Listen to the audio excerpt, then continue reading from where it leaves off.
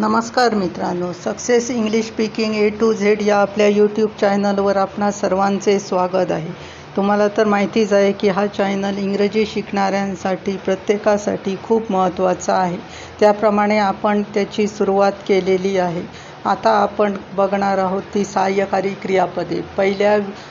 पहिला भाग बघितला, त्यामध्ये आपण पाहिलं होतं शब्दांच्या जाती. पहिल्यांदाच सुरुवात केली होती इंग्रजीची. त्यानंतर आपण पाहिले आहेत ते काळ पाहिले आहेत. त्याच्यानंतर आता आपण पाहत आहोत सहाय्यकारी क्रियापदे. सहाय्यकारी क्रियापदेचा पहिला भाग आपण कंप्लीट केलेला आहे. आता आपण भाग 2 बघूया. त्यामध्ये कोणकोणती सहाय्यकारी क्रियापदे येतात ती बघूया. तर दुसरा भाग आता बघूया. एम मे हॅव किंवा माईट हॅव. मे हॅव आणि माईट हॅव केव्हा वापरतात, तर क्रिया झाली असण्याची शक्यता व्यक्त करण्यासाठी वापर. म्हणजे एखादी क्रिया झाली आहे अशी शक्यता असेल तर ती व्यक्त करण्यासाठी मे हॅव किंवा माईट हॅव वापरतात. आता याची रचना कशी असते, रचना पाहूया. रचना करता सब्जेक्ट पहिल्यांदा येतो, त्याच्यानंतर plus may have might have plus क्रियापदाचे तिसरे रूप. क्रियापदाचे तिसरे रूप म्हणजे वर्ब 3 प्लस जो राहिलेला भाग असेल, कर्म ऑब्जेक्ट वगैरे असेल, तो राहिलेला भाग शेवटी येतो. आता त्याची आपण उदाहरणे पाहणार आहोत. उदाहरणे पाहू. 1. रावीने ते काम पुरे केले असेल. आता रावीने ते काम पुरे केले असेल म्हणजे केलं असण्याची आहे ती शक्यता व्यक्त केली आहे. त्याच्यामुळे इथे माईट हॅव वापरलेलं आहे. आता इथे करता आहे, तर रावी आहे म्हणून रावी पहिल्यांदा आलं. त्याच्यानंतर सब्जेक्ट म्हणून त्याच्यानंतर माईट हॅव वापरलेलं आहे. माईट हॅव नंतर क्रियापदाचे तिसरे रूप. क्रियापदाचे तिसरे रूप फिनिश आहे क्रियापद आणि फिनिशचे तिसरे रूप फिनिश्ड होतं, ईडी लागतो त्याला. फिनिश दॅट वर्क म्हणजे ते काम, असं वाक्य ते पूर्ण झालेलं आहे. म्हणजे वाक्य कसं आलेलं आहे, Ravi might have finished that work म्हणजे रावीने ते काम पुरे केले असेल. आता दुसरं वाक्य पाहूया. दुसरं वाक्य ते कदाचित चुकले असतील. चुकले असण्याची आहे इथे शक्यता व्यक्त केलेली आहे. म्हणून इथे ते म्हणजे काय झालं, दे झालेलं आहे. त्याच्यानंतर दे मे हॅव वापरलेलं आहे प्लस नंतर क्रियापदाचं तिसरं रूप. लक्षात ठेवा इथे बीन आलेलं आहे. बीन हे बीचं क्रियापदाचं तिसरं रूप आहे म्हणून इथे वॉचचं तिसरं रूप आहे.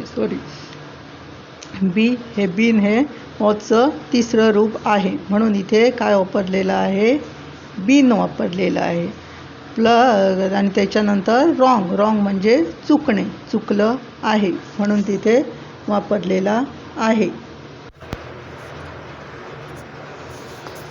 आता इथे बघा, लक्ष द्या की बीन हे बीचे तिसरे रूप आहे. कारण बी हे क्रियापदाचं पहिलं रूप येतं बी, दुसरं रूप येतं वॉच आणि त्याच्यानंतर बीन येतं. म्हणून हे क्रियापदाचं तिसरं रूप आहे म्हणून इथे दिलेलं आहे बघा, दे मे हॅव बीन रॉंग म्हणजे ते कदाचित चुकले असतील.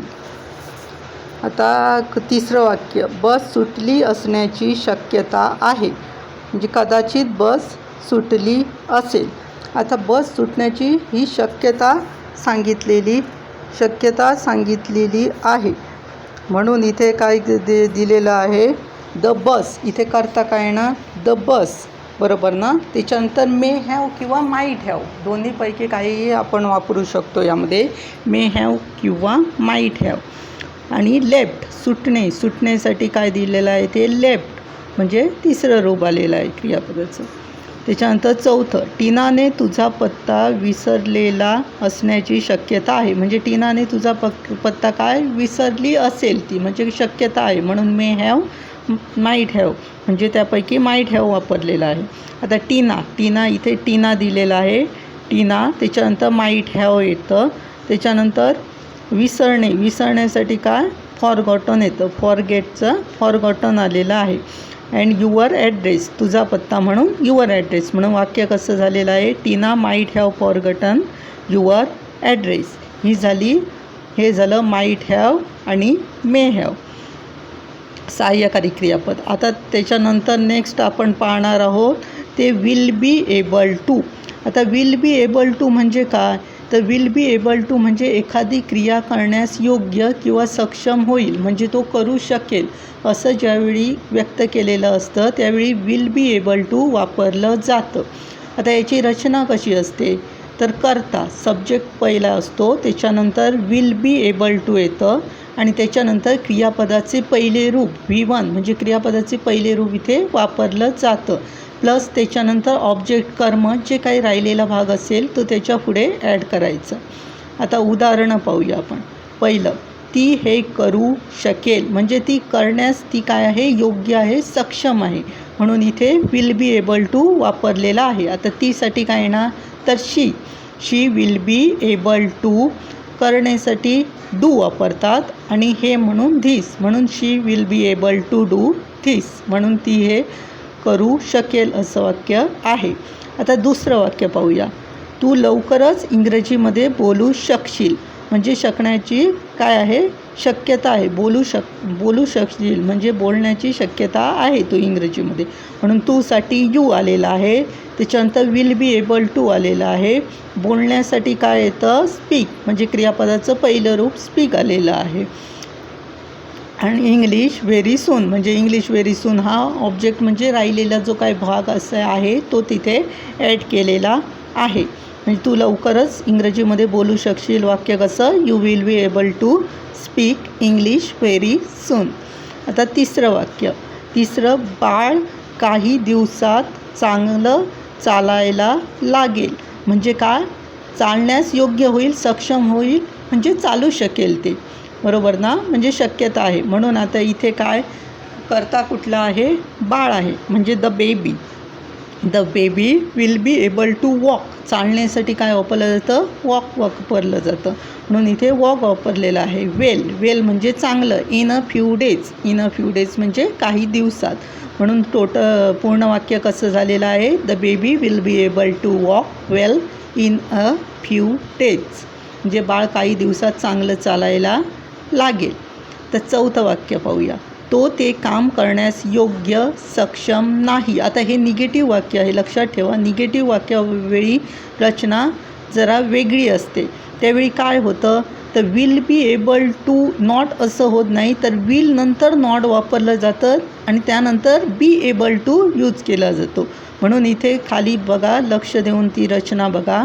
तोसाठी ही वापरलेला आहे, त्याच्यानंतर विल वापरलेला आहे, विल नंतर नॉट वापरलेला आहे आणि बी एबल टू त्यानंतर वापरलेलं आहे. म्हणून he will not be able to, त्याच्यानंतर करण्यासाठी डू वापरलेलं आहे आणि दॅट वर्क म्हणजे ते काम, असं करून वाक्य कंप्लीट झालेलं आहे. म्हणून he will not be able to do that work म्हणजे तो ते काम करण्यास योग्य सक्षम नाही.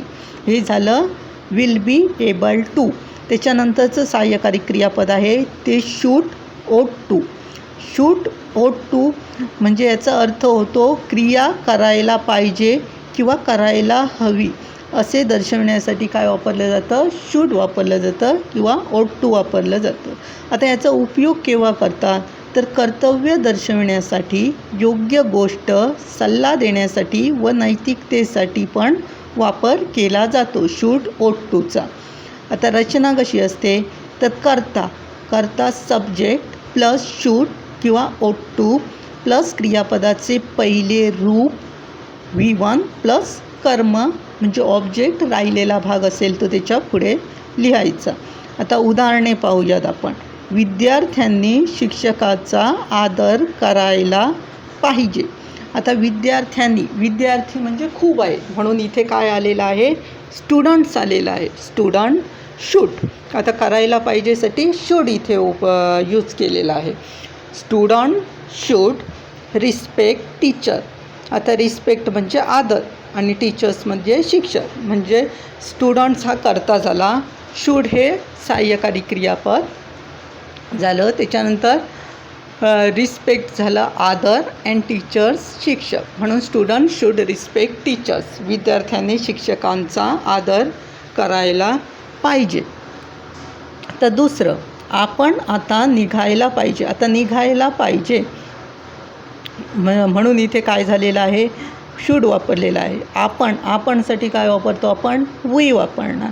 करता वी झाला, त्यानंतर शूड वापरलेला आहे, प्लस लिव म्हणजे क्रियापदाचं पहिलं रूप आलेलं आहे आणि जो राहिलेला भाग आहे तो त्याच्या पुढे म्हणजे आता राहिलेला आहे म्हणून नाव त्यानंतर घेतलेलं आहे. म्हणजे वाक्य कसं झालेलं आहे, वी शूड लिव नाव. आपण आता निघायला पाहिजे. आता तिसरं वाक्य, तू आता थोडी विश्रांती घ्यायला पाहिजे. आता तूसाठी काय येणार, यू, त्याच्यानंतर शूड घ्यायला पाहिजे म्हणजे करायला पाहिजे म्हणून काय वापरतं, शूड वापरलं जातं. म्हणून इथे घ्यायला पाहिजे म्हणून पण शूड वापरलेलं आहे. You should. आता घेण्यासाठी टेक इथे वापरलेलं आहे. Take some rest now. Some rest म्हणजे थोडी विश्रांती आणि नाव म्हणजे आता. म्हणजे you should take some rest now. तू आता थोडी विश्रांती घ्यायला पाहिजे असं वाक्य ते झालेलं आहे. चौथं वाक्य, तू तुझी जुनी कार विकून टाकायला पाहिजे. तू तुझी जुनी कार विकून टाकायला पाहिजे म्हणजे टाकायला हवी असं झालेलं आहे. म्हणून इथे you ought to dash should sell म्हणजे विकणे. Sell off your old car म्हणजे तुझी जुनी कार. म्हणजे यू ओ टू किंवा should sell off your old car म्हणजे तू तुझी जुनी कार विकून टाकायला पाहिजे. इथे लक्षात ठेवा, ओ टू म्हणून जे इथे दिलेलं आहे ते सहसा आता कोण वापरत नाही, पण जुना ज्यावेळी इंग्रजी होतं, जुन्या इंग्रजीमध्ये ओ टूचा वापर करायचे, पण आता ओ टूचा वापर करत नाही, त्याच्याऐवजी शूडच वापरलं जातं. पण काही जुनी लोकं आहेत ती अजून पण ओ टूचा वापर करतात. म्हणून हे ओ टू पण तुम्हाला दिलेलं आहे म्हणजे माहितीसाठी.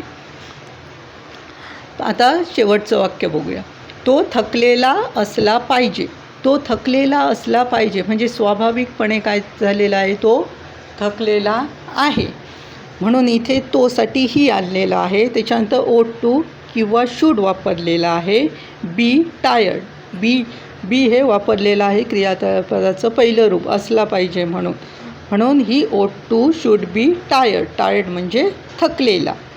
त्याच्यानंतर should have ought to have म्हणजे करायला पाहिजे होती किंवा हवी होती. आता याची रचना कशी आहे तर करता सब्जेक्ट पहिल्यांदा येतो प्लस शूड हॅव किंवा ओ टू हॅव प्लस क्रियापदाचे तिसरे रूप वर्ब 3 प्लस ऑब्जेक्ट कर्म असेल म्हणजे राहिलेला भाग असेल तो त्याच्या पुढे ॲड करायचा. आता उदाहरणं पाहू. उदाहरण पहिलं, त्याने ट्रेनने यायला पाहिजे होतं. करायला पाहिजे होतं म्हणून ट्रेनने यायला पाहिजे होतं म्हणजे इथे काय वापरणार आपण, शूड हॅव वापरणार. आता रचना काय म्हणते तर पहिला करता येतो. त्याने म्हणजे तो आला, तोसाठी ही वापरलेला आहे ही. त्याच्यानंतर शूड हॅव वापरलेलं आहे. त्याच्यानंतर कम क्रियापदाचं तिसरं रूप. लक्षात ठेवा, कमचं तिसरं रूप कम येतं. पहिलं येतं कम, त्यानंतर येतं केम, त्यानंतर तिसरं रूप येतं कम आणि चौथं रूप येतं कमिंग. त्यामुळे लक्षात ठेवा, कम हे क्रियापदाचं पहिलं रूप नाही आहे, तिसरं रूप म्हणून इथे आलेलं आहे. म्हणून he should have come by train म्हणजे ट्रेनने यायला पाहिजे होतं. आता दुसरं वाक्य, तू तिला विचारायला पाहिजे होतं. आता तू तिला विचारायला पाहिजे होतं म्हणजे इथे पण काय ना शूड हॅव येणार. तूसाठी इथे काय वापरलेलं आहे, यू वापरलेला आहे. नंतर शूड हॅव त्याच्यानंतर विचारण्यासाठी आस्क आहे, पण इथे क्रियापदाचं तिसरं रूप आहे रचनेची रिक्वायरमेंट पाहता म्हणून इथे आस्क केलेलं आहे. आणि हर म्हणजे तिला म्हणून काय आलेलं आहे, you should have ask her म्हणजे तू तिला विचारायला पाहिजे होतं. तिसरं वाक्य, राहुलने तनयाला माहिती द्यायला पाहिजे होती. आता राहुलने तनयाला माहिती द्यायला पाहिजे होती म्हणजे काय येणार, ओ टू किंवा शूड हॅव वापरलं तरी पण चालेल. पण इथे काय ओ टू वापरून आपण बघूया. Rahul ought to have inform Tanaya.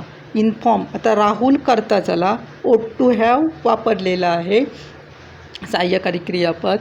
नंतर इन्फॉर्म हे पहिलं रूपचं, इन्फॉर्म हे पहिलं आहे.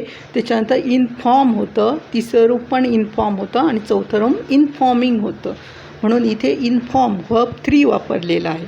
म्हणजे राहुल ओट टू हॅव इन्फॉर्म तनया, असं हे वाक्य आलेलं आहे. तर चौथं वाक्य पाहूया.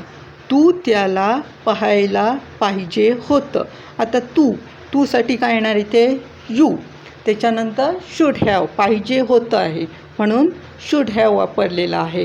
आता पाहण्यासाठी सीन होतं, तिसरं रूप सीचं सीन झालेलं आहे. आणि त्याच्यानंतर त्यालासाठी हिम वापरलेलं आहे.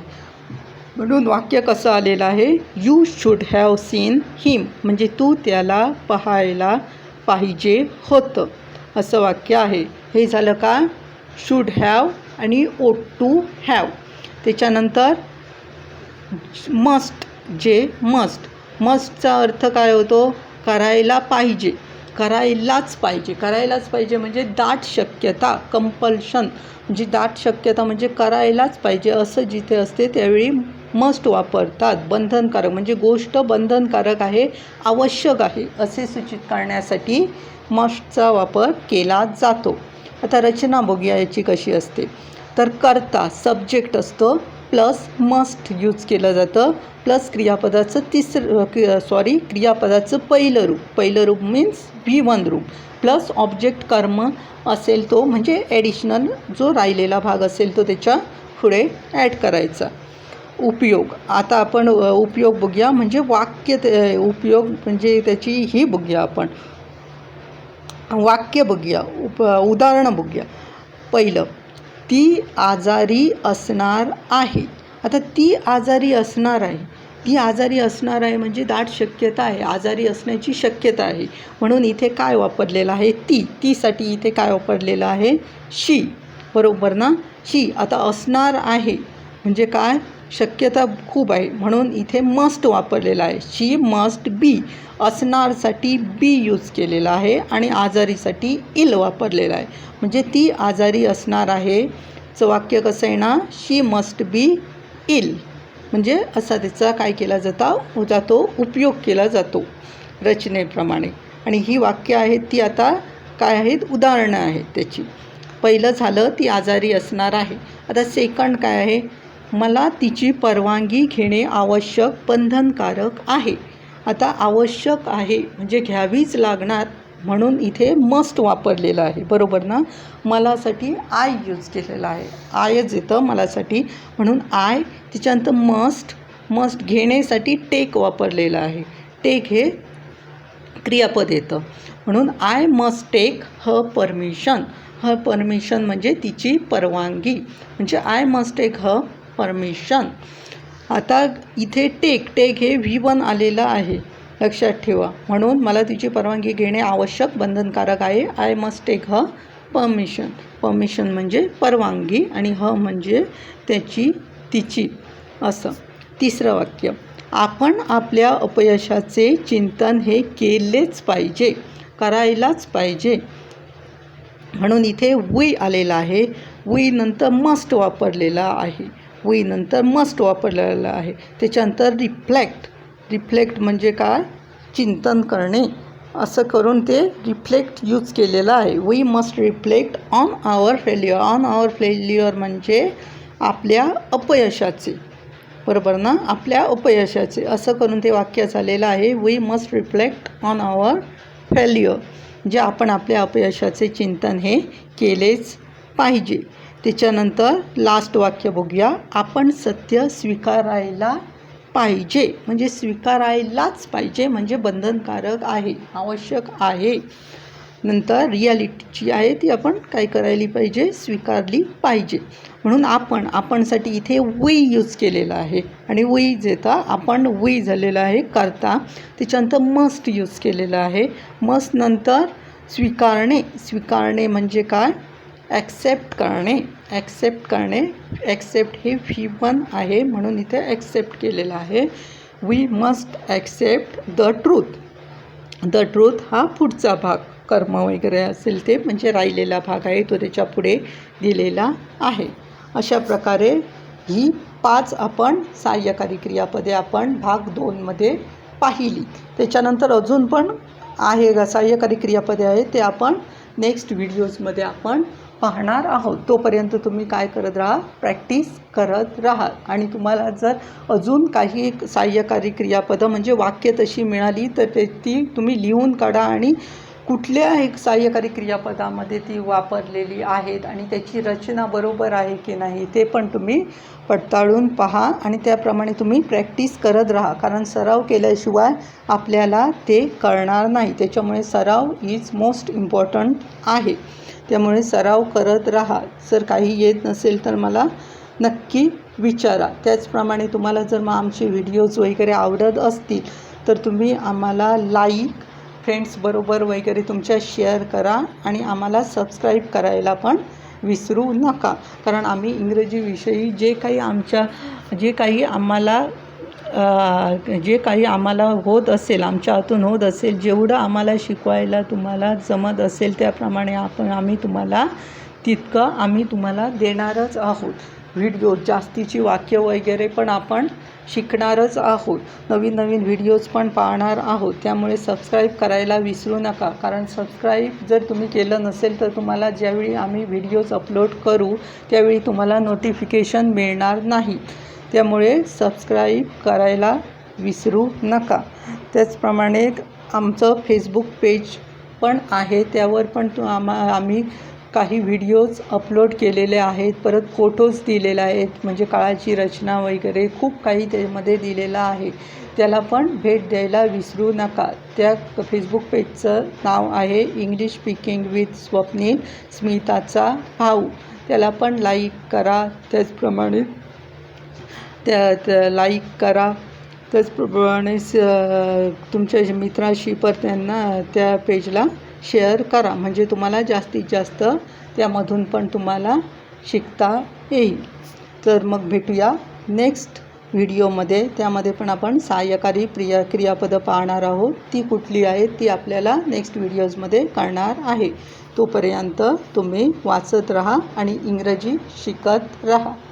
धन्यवाद.